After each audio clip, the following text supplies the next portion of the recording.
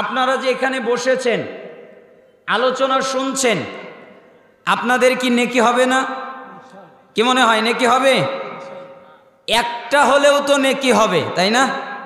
আমরা তো জানি অনেক নেকি হবে, অথচ আদাবুল মুফরাদ 596 নম্বর হাদিসে এসেছে, রাসূল সাল্লাল্লাহু আলাইহি ওয়াসাল্লাম বলেছেন, মান তুকুব্বিলাত লাহু হাসানাহ, যে ব্যক্তির একটা নেকি কবুল করা হবে, ব্যক্তির একটা নেকি একটা সওয়াব কবুল করা হবে, দাখালাল জান্নাহ, ওই ব্যক্তি জান্নাতে যাবে। কয় নেকিতে জান্নাত? এক নেকিতে। আপনি সালাত আদায় করেন, সালাতটার একটা নেকি আছে নাকি নাই? আপনি নেকিটা পাবেন তখন, আল্লাহ সালাতটা কবুল করবেন যখন তখন। কবুল না করলে নেকি পাবেন না। আপনি আল্লাহর কাছে ক্ষমা চেয়েছেন, আল্লাহর কাছে মাপ চেয়েছেন, আল্লাহ আপনাকে ক্ষমা করবে, আল্লাহ আপনাকে মাফ করবে তখন যখন আল্লাহ আপনার তওবাটাকে গ্রহণ করবেন, ঠিক না? আপনি আলহামদুলিল্লাহ বললেন, আলহামদুলিল্লাহ বললে কি হয়? আলহামদুলিল্লাহি তামলাউল মিজান। কেউ যদি আলহামদুলিল্লাহ বলে তাহলে তাকে এত নেকি দেওয়া হয়, মিজানের পাল্লা নেকি দিয়ে ভরে যায়। মিজানের পাল্লা কত বড়?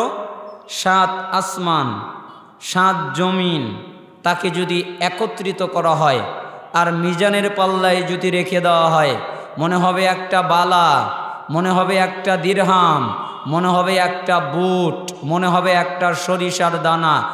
এত বড় বিশাল মাঠে একটা সরিষার দানা ফেলে দিলে যতটুকু মনে হয় 7 আসমান জমিন মিজানের পাল্লায় রাখলে ততটুকু মনে হবে।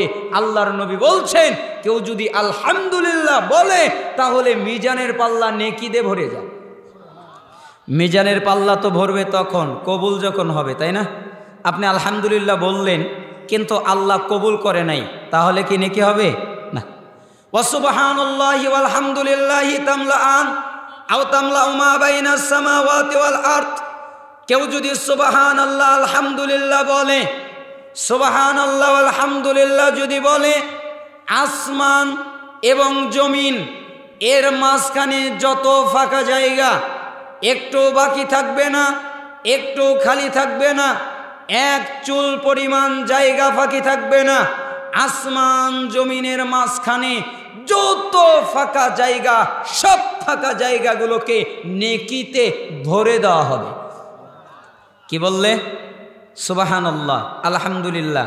নেকি তো আপনি পাবেন তখন আল্লাহ যখন গ্রহণ করবেন, তাই না? এজন্যই আল্লাহর নবী বলছেন, কেউ যদি একটা নেকি করে, কেউ যদি একটা সওয়াব পায়, তাকে যদি একটা নেকি দেওয়া হয়, তাকে যদি একটা সওয়াব দেওয়া হয়, দাখালাল জান্নাহ, সে এক নেকিতে এক সওয়াবের কারণে জান্নাতে চলে যাবে। কেউ ঠেকাতে পারবে না। কোন নেকি? যেই নেকিটা কবুল করা হয়েছে। একজন সালাফ আব্দুল্লাহ ইবনে মুহাম্মদ ইবনে উবাইদ আত-তামিমি তিনি বলেন, সালাসাতুন মাওজুদাতুন ওয়া সালাসাতুন মাফকুদাতুন। 3টা জিনিস মানুষের কাছে আছে, 3টা জিনিস মানুষের কাছে নাই। 3টা জিনিস মানুষের কাছে পাওয়া যায়, 3টা জিনিস মানুষের কাছে পাওয়া যায় না। এক, আল ইলমু মাওজুদুন, ইলম বিদ্যমান, জ্ঞান বিদ্যমান। ইলম পাওয়া যায়, জ্ঞান পাওয়া যায়। কিভাবে?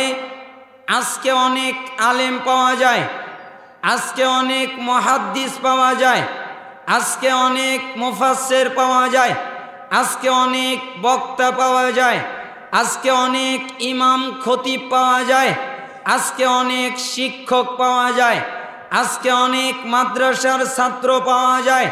আজকে ইচ্ছা করলে মোবাইলের ভিতরে কোরআন পড়া যায়, মোবাইলের ভিতরে তাফসির পড়া যায়, মোবাইলের ভিতরে হাদিস পড়া যায়, মোবাইলের ভিতরে গ্রন্থ পড়া যায়। ইসলামিক ইলম আছে, ইলম বিদ্যমান, জ্ঞান আছে, জ্ঞান বিদ্যমান। ওয়াল আমালু বিল ইলমি মাফকুদুন, কিন্তু ইলম অনুযায়ী আমল নাই, আমল পাওয়া যায় না, আমল বিদ্যমান নয়। ঠিক না? আপনারা দেখি নীরবে শুনছেন, কথা বলছেন না। ইলম পাওয়া যায়, আমল কি পাওয়া যায়? একটা লোক বলে অজু করলে 2 রাকাত সালাত আদায় করতে হয়, সে পড়েছে, কিন্তু অজু করে জীবনে 2 রাকাত সালাত আদায় করে না। সে মসজিদে গিয়ে খুতবা দেয়, তোমরা কারো গীবাত করবে না। সে মসজিদে গিয়ে খুতবা দেয়, তোমরা ঘুষ খাবা না। সে মসজিদে খুতবা দেয়, তোমরা লোভ করবা না, তোমরা পাপাচার করবা না, তোমরা হারাম কাজ করবা না, তোমরা অশ্লীলতা করবা না, এ কাজ করবা না। শিক্ষক ছাত্রকে পড়ায়, কারো গীবত করা যায় না। শিক্ষক ছাত্রকে পড়ায়, অজু করলে 2 রাকাত সালাত পড়তে হয়। শিক্ষক ছাত্রকে পড়ায়, এ কাজ করতে হয়, ও কাজ করতে হয়। ইলম আছে, জ্ঞান আছে, কিন্তু ইলম অনুযায়ী আমল নেই। আচ্ছা, সুদ খাওয়া কি বলেন আপনারা? ঘুষ খাওয়া কি? ব্যভিচার করা কি? জিনা করা কি? অশ্লীলতা করা কি? তাহলে ইলম আছে না? আপনারা জানেন সুদ খাওয়া কি? ইলম আছে। অশ্লীলতা কি? ইলম আছে, কিন্তু ইলম অনুযায়ী আমল নাই। মানে সুদ বন্ধ নাই, ঘুষ বন্ধ নাই, গান বাজনা বন্ধ নাই, ব্যভিচার করা বন্ধ নাই। এজন্য সালাফ বললেন ইলম আছে, ইলম পাওয়া যায়, কিন্তু ইলম অনুযায়ী আমল পাওয়া যায় না। ওয়ালা আমালু মাওজুদুন, আমল বিদ্যমান, আমল আছে। এবার তো তারা যদি বলে আমরা তাহাজ্জুদ পড়ি, আমরা হজ করি, আমরা যাকাত দেই, আমরা সাদাকা করি, তাহলে কি ইলম নাই? তখন বলবে হ্যাঁ। তাহলে কি আমল নাই? তখন বলবে হ্যাঁ, আমল তো আছে। এজন্য সালাফ বললেন আমল পাওয়া যায়, আমল বিদ্যমান, আমল আছে।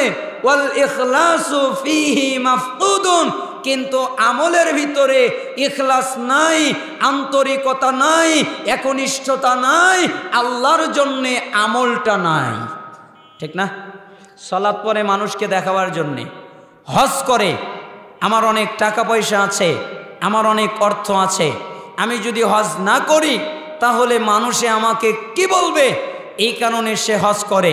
দান করে দানবীর হওয়ার জন্যে, ও দিয়েছে এত, আমি যদি বেশি না দেই কেমন দেখা যায়, এই কারণে মারহাবা নেওয়ার জন্যে। অথচ আল্লাহর নবী বলেছেন মান সাল্লা ইউরাই ফাকাত আশরাক, যে ব্যক্তি সালাত আদায় করলো কাউকে দেখাবার জন্যে সে শিরিক করলো। ওয়ামান সামা ইউরাই ফাকাত আশরাক, যে ব্যক্তি সিয়াম থাকলো কাউকে দেখাবার জন্যে ও শিরিক করলো। ওয়ামান তাসাদ্দাকা ইউরাই ফাকাত আশরাক, যে ব্যক্তি সাদাকা করলো, দান করলো, ও শিরিক করলো।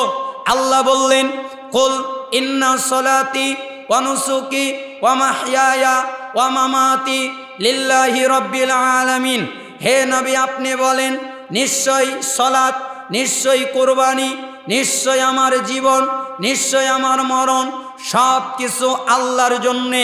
যেই ইবাদতের মাধ্যমে, যেই আমলের মাধ্যমে আল্লাহকে খুশি করা যায়, আল্লাহকে সন্তুষ্ট করা যায়, তা যদি কেউ কোনো মানুষের জন্য করে তাহলে তার শিরিক হয়ে যাবে। এজন্য কি বললেন? আমল আছে, কিন্তু আমলের ভিতরে ইখলাস নেই। ওয়াল হুব্বু মাওজুদুন, ভালোবাসা বিদ্যমান, ভালোবাসা পাওয়া যায়, ভালোবাসা আছে,